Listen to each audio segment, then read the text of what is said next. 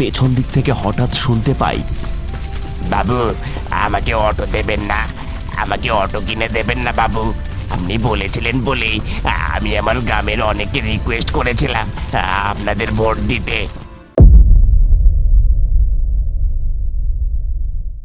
স্কুলের সব মাস্টাররা কোথায় কোথায় ভোটের ডিউটি পড়বে তার চিঠি পেয়ে গেছে। রমেনবাবু একটু চিন্তিত। তার ডিউটি পড়েছে অনেক দূরের এক প্রত্যন্ত গ্রামে। উর্মিলা, উর্মিলা, আজ আমি চিঠি পেয়ে গেছি জানো। কত দূরে আমাকে ডিউটি দিয়েছে। আমাকে না দুদিন আগে চলে যেতে হবে। কবে বেরোবে তুমি? ভাবছি পরশুই বেরিয়ে পড়বো। দুদিন আগে তো পৌঁছতেই হবে। আমি দুপুরে ভাত খেয়ে বেরিয়ে যাব। তুমি চিন্তা করো না, তুমি একটু আমার ব্যাগটা গুছিয়ে রেখো। পরের দিন দুপুরবেলা ভাত খেয়ে রমেনবাবু গোছানো ব্যাগ নিয়ে বেরিয়ে পড়েন। কিছুক্ষণ হাঁটার পর স্টেশন পৌঁছান।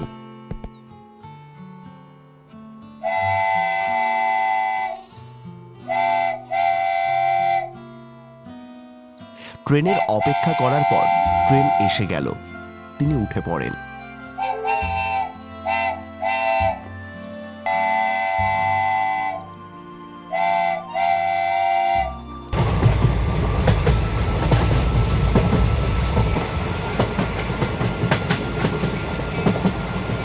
ফাঁকা ট্রেন দেখে হাত পা ছড়িয়ে বসে পড়েন আর বাইরের দিকে তাকিয়ে মনোরম দৃশ্য দেখতে থাকেন।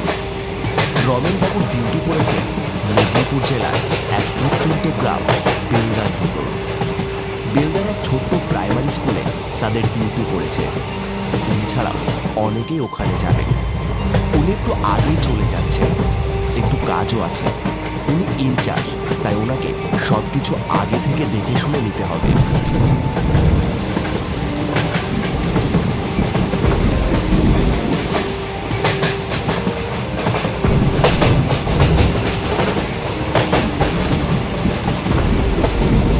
এ বাবা, আবার বৃষ্টি শুরু হলো। অনেক রাত হয়ে গেছে। ট্রেনটা একটু ফাঁকা ফাঁকা। অনেকে অন্য প্ল্যাটফর্মে নেমে পড়েছে। বুঝতে পারেন এতটা রাত হয়ে যাবে। তখনও জোরে জোরে বৃষ্টি পড়ছে। ট্রেনে মাত্র কয়েকজন বসে আছে। এমন সময় পাশে থেকে এক ব্যক্তি, আমি মেদিনীপুর যাবো। ও বাবা, আমি তো অনেক দূর যাবে। ভদ্রলোক পেপার পড়ছিলেন। রমেনবাবু অজিতবাবুর কাছ থেকে পেপারটা চাই। পেপারটায় চোখ ঘুরিয়ে, আরে চারিদিকে শুধু ভোটের খবর। হ্যাঁ, এখন তো ভোটের খবরই বুঝতে পাবে। আমি বলো ভোটটা হয়ে গেলেই ভালো। আমি ফরেস্টে চলে যাবো। আমি সাবধানে যাবো, যাবো।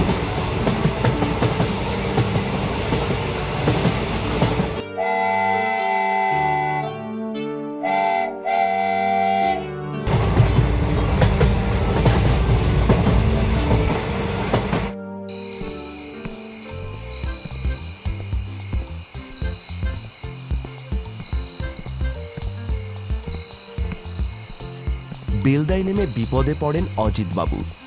বেলদার বাসস্টপ থেকে অনেকটা ভেতরে যেতে হবে। তবে অনেক রাত হয়ে যাওয়ায় কোনো বাস নেই বাসস্টপে। তার সেই স্কুল সমস্ত ব্যবস্থাই করেছে, কিন্তু এতটা রাস্তা হেঁটে যেতে হবে। খুব টায়ার্ড লাগছে, আর হেঁটে যেতে ইচ্ছে করছে না। এমন সময় যদি একটা টোটো রিক্সা পেতাম। চারিদিকে ঘুটঘুটে অন্ধকার। তখনও ঝিঝি পোকা ডেকে চলেছে, ব্যাঙ ডেকে চলেছে। বৃষ্টিটা একটু ধরেছে, কিন্তু এখনো ঠান্ডার শিরশিরে বাতাস ও বিদ্যুৎ চমকানি এক নাগারে চলছে। গ্রামের দিকে একটুখানি ঝড় বৃষ্টি হলেই কারেন্ট চলে যায়। দূর থেকে হঠাৎই দেখতে পাই বিদ্যুতের আলোয় একটা রিক্সা এসে উপস্থিত হয়েছে। রমেনবাবু হাত দেখিয়ে রিক্সা থামাই। প্রাথমিক স্কুলে যাবেন? হ্যাঁ বাবু, যাবো, উঠে পড়ুন।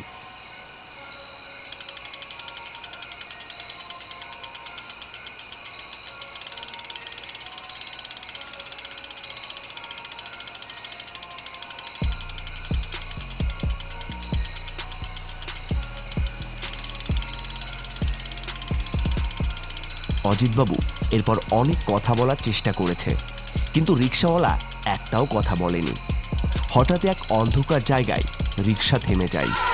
চারিদিকে শিয়াল চিৎকার করে ওঠে। এখানে থামলেন কেন ভাইয়া? রিক্সাওয়ালা কোনো জবাব দিল না। রমেনবাবু চারিদিক একবার চেয়ে দেখলেন। তখনই বিদ্যুতের চমকানিতে দেখতে পান সামনে প্রাথমিক বিদ্যালয়। রিক্সা থেকে নেমে টাকা দিতে যাবে, ঘাড় ঘুরিয়ে দেখে কেউ কোথাও নেই। চমকে ওঠেন তিনি। এ কি হলো? এক্ষুনির মধ্যে মানুষটা গেল কোথায়? চারিদিকে তাকিয়ে দেখেন কোথাও কেউ নেই।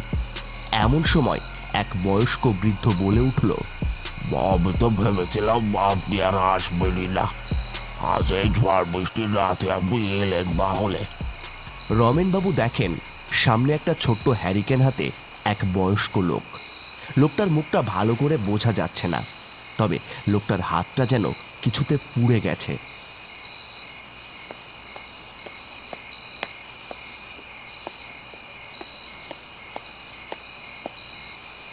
রমেনবাবুকে একটা ঘরের দরজা খুলে দেয়।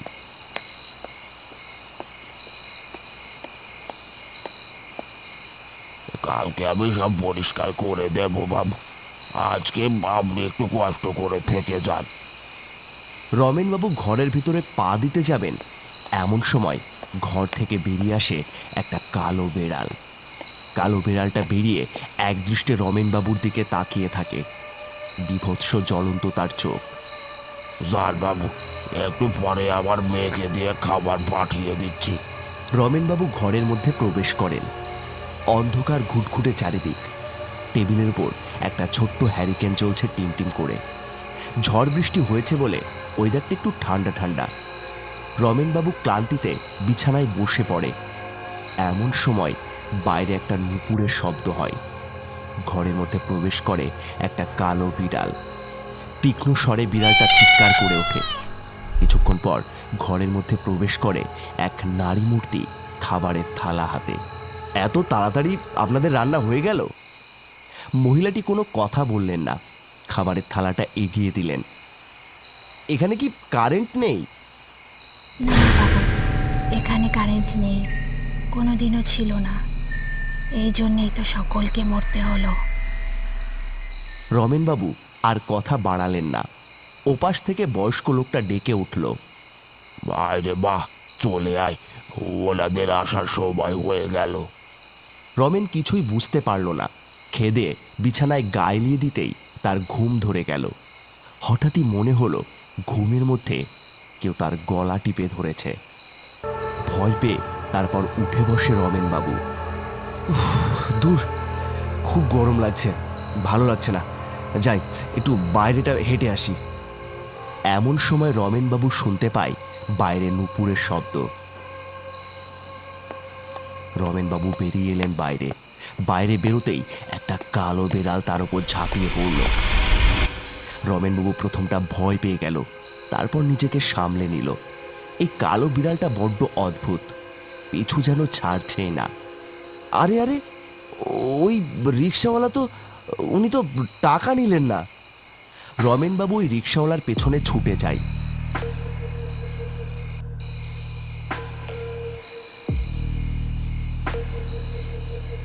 রিক্সাওয়ালাটা অতি দ্রুত ওখান থেকে এগিয়ে যেতে থাকে।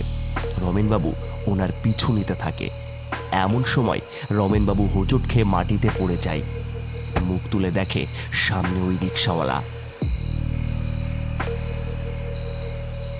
হঠাৎ করে রিক্সাওয়ালা রমেনবাবুর গলা টেনে ধরে। মারিসনি, ওকে মারিসনে, ওকে মারিসনে। ওকে আমরা চিবিয়ে চিবিয়ে খাবো। অনেকদিন পর এই রাতে আমরা এক মানুষ পেয়েছি। ওরে তাজা রক্ত মাংস খেতে ভারী মজা হবে। এমন সময় রমেনবাবু দেখে বয়স্ক বৃদ্ধার পাশে একটা কালো বিড়াল। সেটা আস্তে আস্তে এক মহিলার রূপ নিচ্ছে। বাবু বাবু, মাংস আর রুটি খেতে কেমন লাগলো বাবু? ভোট যাওয়ার জন্য তো এসে বেশ মাংস, রুটি, ভাত, ডাল সবই খেয়েছিলেন। তারপর বাবু কি হলো? আমাদের গ্রামের উন্নতি হলো না কেন বাবু? আমাদের পুড়িয়ে মারলে কেন বাবু? রমেনবাবু ব্যথায় চিৎকার করে ওঠে। দেখতে পাই তিনজনের শরীরে আগুন ধরে গেছে। এমন সময় রমেনবাবুর ঘুম ভেঙে যায়। রমেনবাবু বুক ধড়ফড় করে উঠে বসে, জোরে জোরে শ্বাস নিতে থাকে। এ কি ভয়ঙ্কর স্বপ্ন! যা একটু বেরিয়ে আসি, নতুন জায়গা হয়তো তাই। রমেনবাবু বাড়ি থেকে বেরোতেই দেখেন সামনে মহিলাটা অদ্ভুতভাবে দাঁড়িয়ে থাকে। এক হাত ঘুমটা টেনে মৃদু আলোয় ভালোভাবে দেখা যায় না কি অদ্ভুত ছলে মহিলাটা বলে, বাবু, আপনার পেট ভরেছে? তাহলে গ্রামে এবার জলের ব্যবস্থা করে দেবেন, কারেন্টের ব্যবস্থা করে দেবেন, আর সকলের জন্য একটা হাসপাতালের ব্যবস্থা করে দেবেন। আরে আমি কোনো সরকারের লোক নই, আমি শুধু ভোট নিতে এসেছি। দুদিন পর এখানে ভোট হবে, আমি সেই সবের জন্যই গিয়ে এসেছি। এ তো নেতা মন্ত্রীদের কাজ।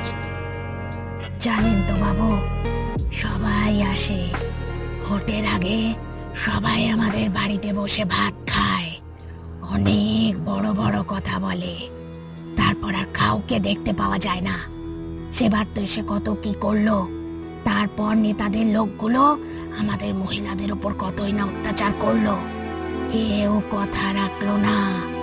আমরা প্রতিবাদ করায় আমাদের পুড়িয়ে মারলো। আরে ওকে ভয় দেখাচ্ছিস কেন মা? তোর বরকে তো পা ভেঙে পুঁতে দিয়েছিল ওই কবরস্থানে।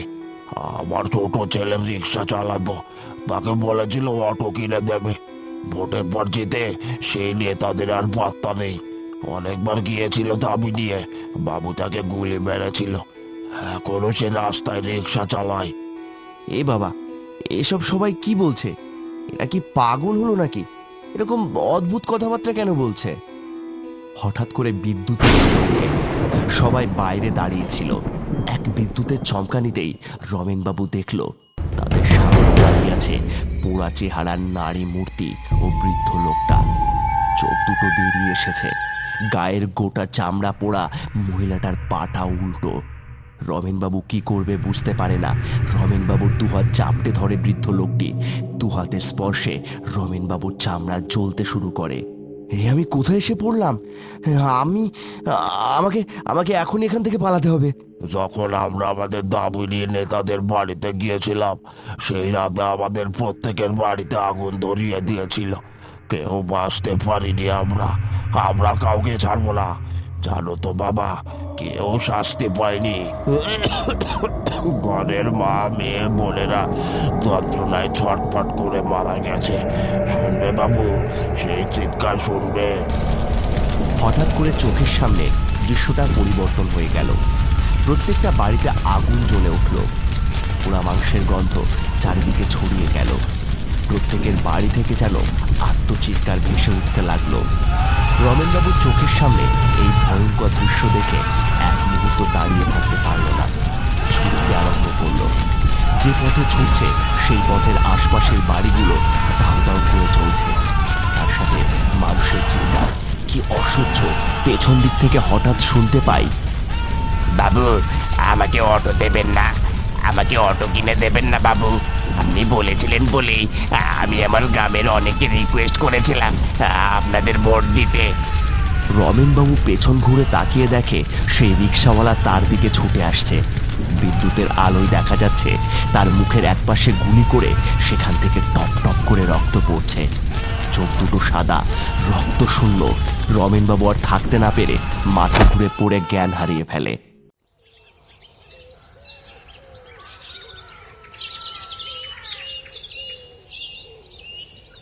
পরের দিন সকালবেলা। আরে আরে বাবু, আপনি এইখানে পড়ে আছেন? আপনি কখন এলেন? রমেনবাবু জ্ঞান ফিরে পেয়ে রাতের সমস্ত ঘটনা খুলে বলে। আপনি যা দেখছেন সবই সত্যি বাবু। ভোটের আগে মন্ত্রীদের কথা, আর ভোটের পর তাদের গুন্ডাদের কথা। এই গ্রামে কেন, আশেপাশের কয়েকটা গ্রামেও এখনো উন্নতি হয়নি বাবু। এই গ্রামে আর কেউ থাকে না, পুরোটাই শ্মশানে পরিণত হয়ে গেছে। চলুন চলুন, ভোটের দিন এখানে আসবেন। তার আগের দিন অবধি আমার বাড়িতে সকলের থাকার ব্যবস্থা করেছি। এই গ্রামে রাত কাটানো অসম্ভব। দিনের বেলায় যা কাজ করার করবেন, সন্ধ্যের পর আর এখানে নয়। রমেনবাবু যেতে যেতে নিজের হাতের দিকে তাকায়। তার হাতের দুটো জায়গা পুড়ে ফুসকা পড়ে গেছে।